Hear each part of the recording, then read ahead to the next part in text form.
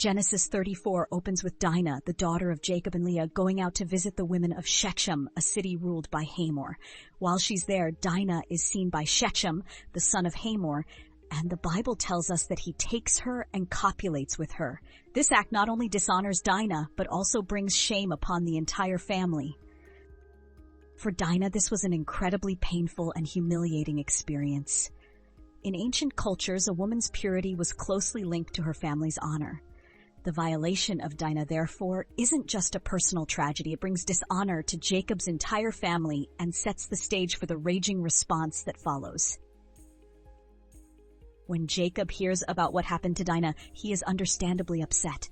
However, Simeon and Levi, Dinah's brothers, are consumed with rage. They feel the need to defend the honor of their family, but their actions go far beyond what might be expected. Shechem approaches Jacob with a proposal. He wants to marry Dinah and offers to make reparations.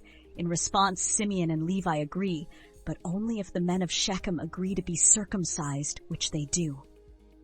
While the men of Shechem are recovering from their painful procedure, Simeon and Levi see their chance for revenge.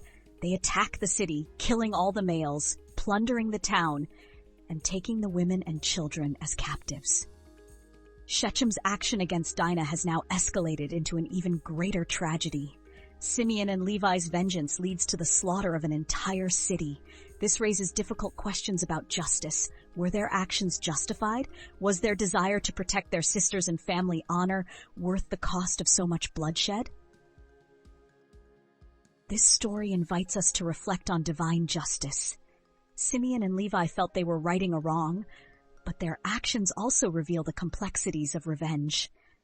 What does true justice look like in this situation? Should they have sought justice from God instead of taking matters into their own hands? The story raises important theological questions about forgiveness, restraint, and the consequences of sin. Through the lens of divine justice, we see that while revenge may feel righteous in the moment, it often leads to greater harm. The consequences of misconduct are often far-reaching, as we see in this narrative. Simeon and Levi's actions not only fail to restore Dinah's honor, but create even more pain and conflict. Genesis 34 also provides us with insight into the cultural norms of ancient Near Eastern societies.